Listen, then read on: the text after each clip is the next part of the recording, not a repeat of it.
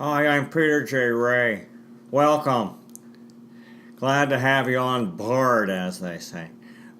They used to have a TV show called Soul Train. It was like Soul Train, da da da da da da. Soul Train, da da da da. Now this is gonna be a book train. Book train, da da da da da da. It's a book train. Okay. Anyway, today's topic is Resalest Remarkable Books, number 29. On we go. The first book today is Sugar Blues by William Dufty, 1975. This is a life-changing book, one of the best books I've ever read. The author talks about his life, actually growing up, how he actually consumed a lot of sugar with sweet things, donuts and chocolate and candy and pies and so forth. And he had a lot of health problems growing up, different health problems. And then during the Second World War, he was drafted, and he ended up in a remote part of North Africa where he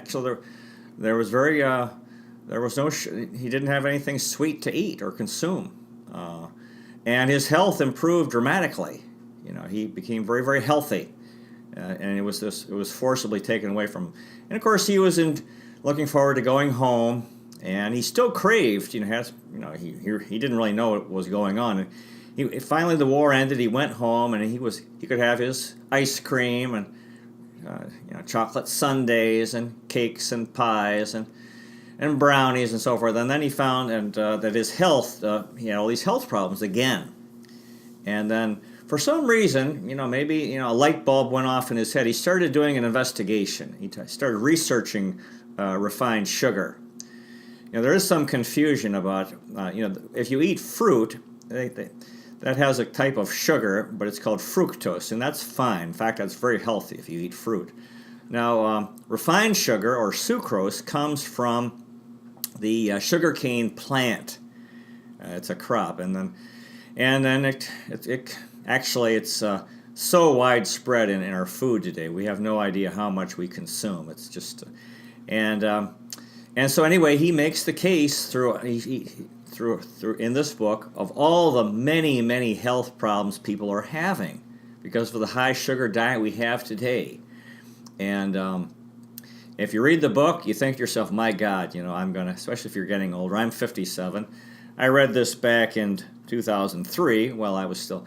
And I thought, man, I got to try to quit sugar, which is actually one of the biggest, probably the biggest forms of refined sugar is in soft drinks, Coca-Cola, and it's just everywhere. And so anyway, I decided to quit. I quit. And one of the things you find out if you do quit is that you're surrounded by temptation all the time because everybody else hasn't quit. It's all over the place. The different desserts, cookies and cake and pies and pastries and soft drinks. And actually, if you do quit for your health, and happiness, you'll find that you have to go through withdrawal. We're all addicted to refined sugar, and you'll go through withdrawal. And it's not that bad, but you'll be sick for about a week. You'll have headaches. You won't feel so great. But then these headaches go away. And the only thing you have to face then is the temptation, because you're surrounded by temptation all the time. It's not like an alcoholic who can, stop going to a bar and hopefully nobody drinks at home and he can avoid it. But it's everywhere. Everywhere you go, people are having in your home. Chances are in your home. So anyway, I quit, but eventually I went back to it because of the temptations. And one thing I found is if I had a can of Coke. I remember I had a can of Coke, and I hadn't had any sugar for a long time, and boy, it was like a drug. It was so powerful and energizing. So anyway, I went back to this sugar diet that everybody has, pretty much. And I remember my son saying at one point, "Hey, Dad, I think you need to read Sugar Blues again," because I'd been talking a lot about the book. Now, recently, not too long, a couple months ago, I had a severe pain in my jaw, and I thought, "What is this?" I didn't know if it was I need a problem with my teeth or what. But I knew I didn't want to go to the dentist. I didn't want do that, and I don't want to pay the money. So I decided to quit sugar again, and because like I said, I'm 57, and I thought I need to do this for my health. And actually, I don't know how long it's been. It's been a couple months now, and I've been pretty much off it, and we'll see how it goes. But anyway, if you read this book, one of the best things you can do for your health is to quit sugar. And yes, there's temptations. You go through withdrawal, but I think it's worth it. And one of the things he talked about is how, actually the high sugar diet that people have today, it really started with cultivation of sugar cane in the Caribbean by European countries, in Jamaica by the British, in Haiti, what's now Haiti, by the French, and the Dominican Republic, Puerto Rico, and Cuba by the Spanish. And before then, people didn't have this high sugar diet, and sugar consumption has gone up and up, and I think it's still going up. And then all these health problems, not just diabetes, but according to this book, dentistry is basically a profession based on dealing with people and the tooth problems people have because of the high sugar diet. He makes the case that people's teeth rot from the inside because it's in the high blood. All this sugar that we're eating is in our blood, and that actually if you quit eating sugar, having refined sugar in your diet, you won't have to go to the dentist. You won't have these. Of course, you still need to brush and floss and so forth, but you can brush and floss and all you want. You're still going to have tooth decay because the teeth will rot from the inside out. So this is an incredible book, and very simple thing you can do for your health if you're serious about health. And it sounds like a lot to give up. Like, oh my God, giving up cake and Coca-Cola and milkshakes and ice cream and all these are, but on the cover of the book he has this phrase, killing you softly, or killing you sweetly. All these different things that we love, right? Everybody loves desserts, their chocolate sundaes, banana split, and all these different things. Wendy's, Frosty, endless things that people are consuming, and we're killing ourselves. We're destroying our health, and we don't know it. But if you read this book, he makes the case. You read it, you think, man, I think I'm going to give it a shot, especially if you're older. The next book is The Friars Club Encyclopedia of Jokes by H. Aaron Cole and Alan King, 1997. My brother and his wife, my brother Mark and his wife Terry gave me this as a Christmas present in 2002, and had a lot of good jokes. In fact, I made index cards. I copied out the ones that I liked. And one of them was, horse walks into a bar, and bartender says, why the long face? That was a good one. And they talked about how, there's another joke about Ireland was needed to defend itself, and it was boosting its military, so it came up with an intercontinental missile. They call it the Spud missile. The Spud, how they eat potatoes in Ireland. And there's another story about a man said that his wife was a pagan. He said every meal was a burnt offering. And let's see if I can think of any more quickly here. And let's see. Anyway, so this is a book of jokes. Yeah, they're pretty funny, and jokes are good. It's good if you could. I wrote them down on these index cards, which I used and shared with different people.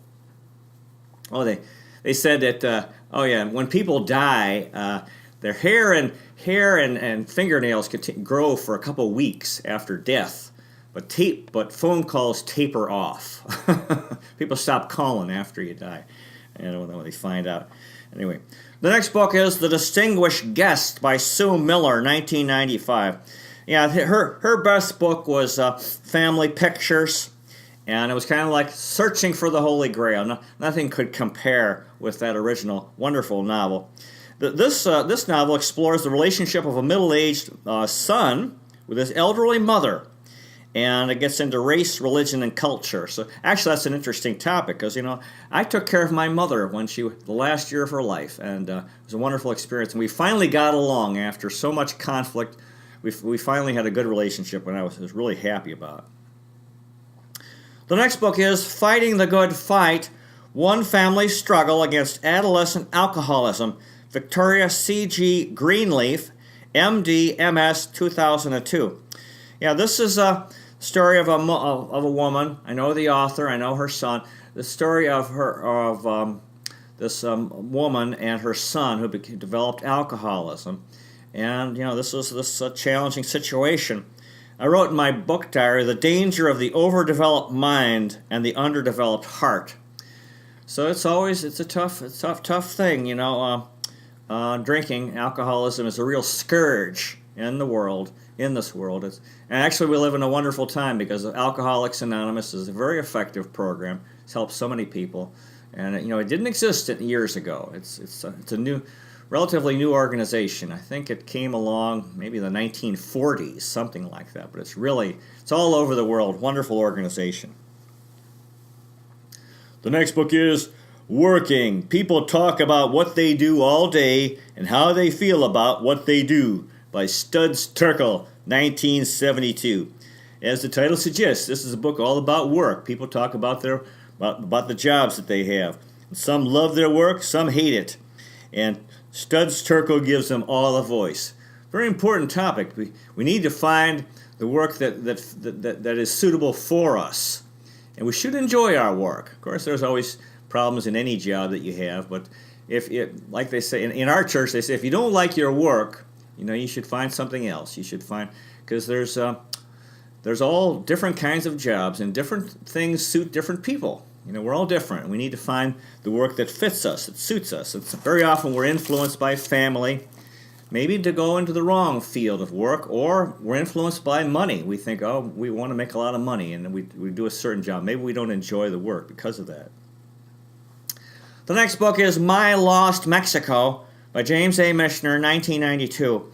I think the title refers to this idea that he had started working on this book about Mexico, then that he set aside, and then he returned to it. And so it's a book about his thoughts on writing. And I was very pleased when I read this at the time, because it was I wrote in my book diary how wonderful it is to have my first Michener of the school year under my belt. This is a short book, which is nice. Most of the Michener books tend to be pretty lengthy.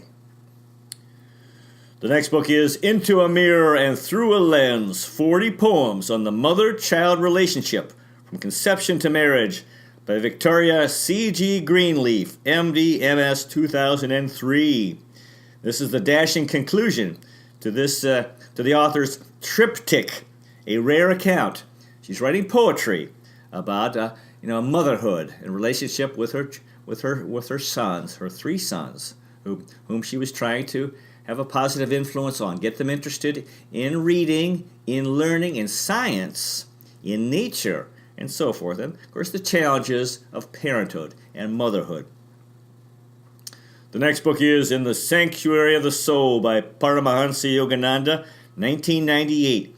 Well, this is Yogananda is my guru. He's the leader of our church, and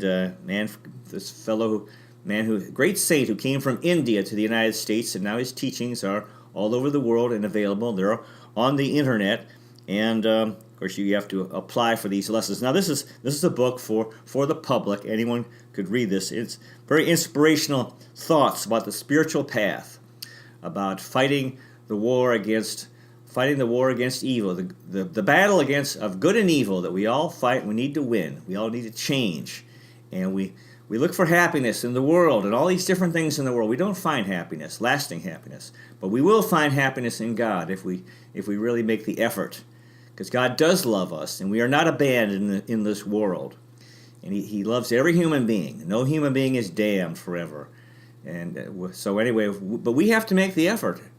Generally speaking, we don't. Because we don't realize, we think, God, we don't think God is the answer to our problems. We have all our desires, things that we want, and that actually is our problem. Anyway, this is a wonderful book for the spiritual path, people who are interested in spirituality and seeking God. Wonderful book. The next book is Heroes, Scamps, and Good Guys, Colorful Characters from Cleveland Sports History by Bob Dolgan, 2003. Yeah, I was flying back to the Philippines, and right after I said goodbye to my parents, they couldn't go to the gate. It was after 9/11. I bought this at the airport bookstore, and it's a fine book. It's about Cleveland. These individuals, just like the title says, some of the guys were heroes. Others weren't so great. Others were good guys. Gaylord Perry talks about was a fine pitcher for the Indians. Jim Brown, the tremendous Cleveland Brown running back. Mark Price, who was probably my favorite player back in the late 80s. Guy who could really move the ball and shoot and pass and so forth. The next book is Babe and Me by Dan Gutman, 2000. This was a gift given to our son Tim in Christmas 2002. It's a time travel story of a boy and his father who go back to 1932 to see if Babe Ruth really, quote, called his shot in World Series Game 3 at Wrigley Field. And according to their account, he did. This is the story, legend that Babe Ruth had pointed to the outfield and that he was going to hit a home run. And then apparently supposedly he did on the next pitch. And so it's all this controversy. Did he do it or not? This is a children's book. Very entertaining, interesting. Time travel, going back to 1932, a father and his son, to find out what was the truth about Babe Ruth's called shot. The next book is With No Apologies, The Outspoken Political Memoirs of Americans' Conservative Conscience, Barry M. Goldwater, 1979. This is a very interesting perspective on American politics over the past 500 years. 50 years, I'm sorry. And he was, of course, he's the very conservative fellow. He believed, and actually a lot of people like Glenn Beck would support him, that the presidents since Franklin D. Roosevelt have all pretty much been involved in expanding government, making government bigger and bigger and bigger, which at the expense of the private sector.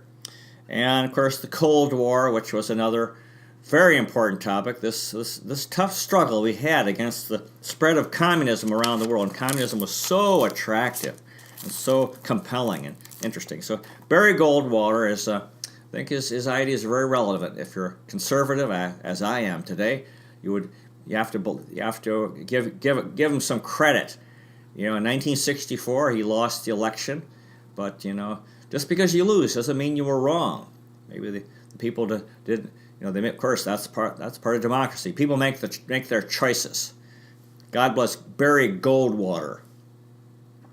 The next book is Florence Harding, The First Lady, The Jazz Age, and the Death of America's Most Scandalous President by Carl Sferrazza Anthony, 1998. This is a tremendous book. It's pretty long. It's good, real good history book. And Florence Harding, she grew up in Marion, Ohio. Her maiden name was Florence Kling, and her father, Amos Kling, was the richest man in town. She was very strong-willed. Her father was strong-willed. She had the severe conflict with her father. And actually, when my son and I lived in Marion, Ohio, back in 2008, we lived near where the Kling mansion used to be. It's now a Papa John's Pizza, and I think Amos Kling would be rolling over in his grave if he knew that, because he was a very, very rich guy. And anyway, Florence Kling wound up marrying Warren Harding, also from Marion, who lived not too far. And I used to imagine, in fact, her father, Amos Kling, never liked Harding, never really accepted him. And Harding lived some distance away. And then he was the editor of the Marion Star newspaper.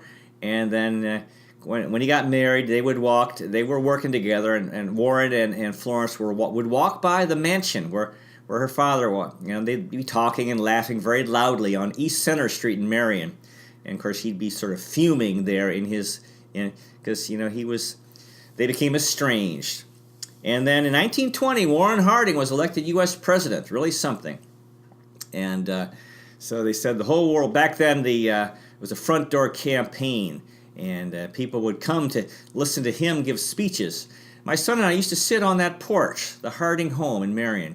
And you can do that. And one night some guys came over to see who we were and what we're doing, and I told them they were just making sure that we weren't vandals. We were paying our respects and enjoying that historical place. And this is a tremendous book. Her husband Warren, he was a womanizer, which was a real problem. But anyway, she was first lady, and but then her husband died in office. Warren got sick and died. I don't know what happened to him, but supposedly he had 3 testicles, and that led him to being a womanizer. Anyway, after his death, that meant that was the end of her time as first lady. There was talk about her running for president herself. Actually, Warren Harding was the first president elected by women. It was the first election they could vote in after they got the right to vote. So anyway, this is a real interesting story. Actually, my great-grandfather's sister, Nettie Zook, was one of the girlfriends of Warren Harding.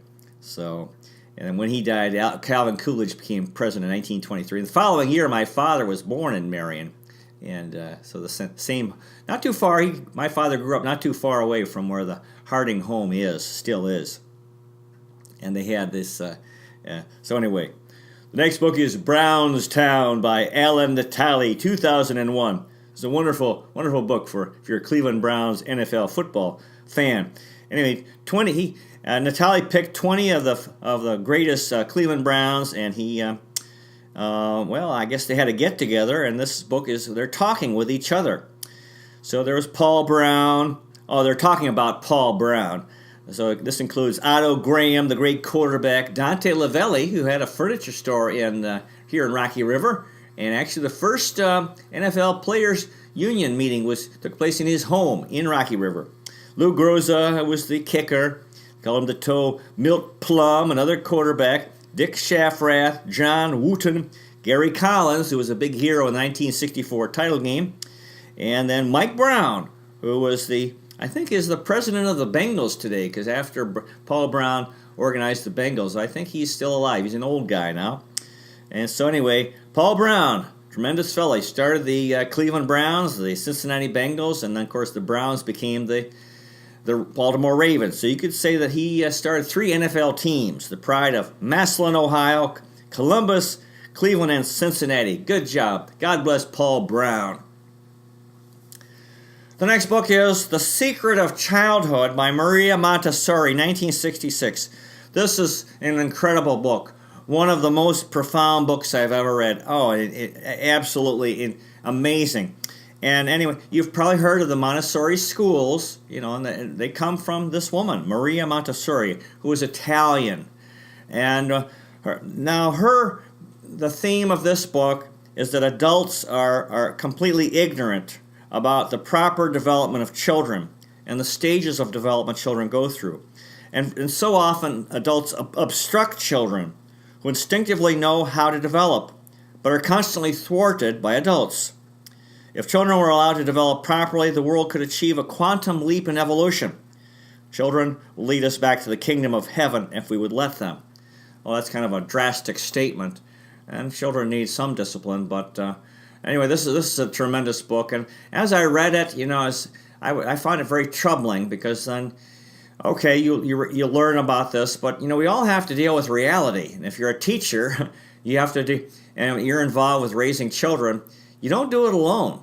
You do it with everyone's influenced by the way children are treated by other adults, by parents, by teachers, by schools. So, and I thought to myself, the only way the ideas of Maria Montessori can come true, be applied, is if there is spiritual change in people, in adults. And that's really what my church is about, and hopefully all churches. We need to change. We need to change. And I know that there's a lot of schools using the Montessori name, but I'm not sure how much it means, how meaningful it is, because basically I don't think adults really have the ability, to understand children. So often we're so ignorant, and we don't even know how ignorant we are because we're so ignorant. And so this is a wonderful book, and it's a fascinating topic of parenting and education in schools, because and the thing I noticed in the Philippines is that I really disliked was how often parents and teachers were blaming children It seemed like endless blaming. Oh, the children were so bad and they're misbehaving. And I think, if you read this book and accept her ideas, you think, no, wait a minute, I think the adults are wrong. We don't understand children. She talked about the terrible twos, and she was saying that it's this how children who are 2 years old have this reputation of being very unruly, very difficult, very very naughty. And she's saying, no, it's not true. That they're simply being thwarted. When a child is around 2 years of age, they need to use their hands. They're learning, they're developing, and very often they're not given the proper environment to develop. And she talks about toys, how toys really are things that adults like, and they think children really don't like toys. They play with the toy for a while and then forget about it. That the toy is really in there. She was saying that children around age 2, they need like blocks to move. They need, like, for example, sand to, they're sort of experimenting with their bodies and with the physical world, and they need to be given these things. And in people's homes, it seems the homes are very often not set up for children at all, especially young children. And the mother's always scolding the child, "Oh, don't touch this," and the parents are constantly worried about children breaking things. And so that what's important, since they don't understand their children, and the child is growing up in the home. And the home is not so that's the environment, but it's not the environment the child needs. The home is something, really to impress other people who come visit and make with nice things that look nice or whatever. And so the child is always getting in trouble for breaking things when it's really just it's just learning and evolving, and it doesn't have the right environment. Because if it did, then you wouldn't have to worry about the child breaking things. So anyway, this is another incredible book, and we really need to we need more people to think more about this. Of course, we need to change, and we need people to think about how can we make the schools better? How can we do a better job of raising children instead of endlessly blaming them, which is so common. The next book is The Curious Case of Sid Finch by George Plimpton, 1987. Oh, this is a tremendous book. Yeah, back on April 1, 1985, Sports Illustrated, the magazine, had an edition, and on the cover was this baseball player called Sid Finch. And according to the article, Sid Finch could throw a baseball 168 miles an hour, which is crazy, because like the fastest pitchers ever, so from what I know, are maybe 102 miles an hour. So this guy could throw much, much faster, and then he threw a perfect game. I think in the minor leagues, he had 27 strikeouts, 82 pitches, and only one ball. And then he was pitching in the next game. He was pitching, and he almost getting ready to throw another perfect game, and then he just walks away. And actually, this is a book that was developed from the article, and it was an April Fool's joke. This guy George Plimpton made it up, and a lot of people believed it. That, oh my God, and supposedly the guy had gone to Tibet or India and meditated, so he developed this power to pitch real fast. But anyway, so the guy Plimpton had written the article, and I guess he decided to expand it into a book, and this is the book. So he really fooled a lot of people. April Fools in 1985. Not a true story. The next story is Black Elk Speaks by John G. Neihardt, 1932. Wonderful book. This is a story of an American Indian in the Sioux Nation and by the name of Black Elk. Very sad story. He recounts how the European descent Americans took their land, the Sioux land, and they were dying without their bison, their land, and teepees. Their way of life gone forever. So it's, this is a good book, the tragedy of American Indians and what they went through and what they lost and how hard it was for when they came into contact with Europeans and European descent Americans. Well, it appears we're out of time. Thank you so much for watching.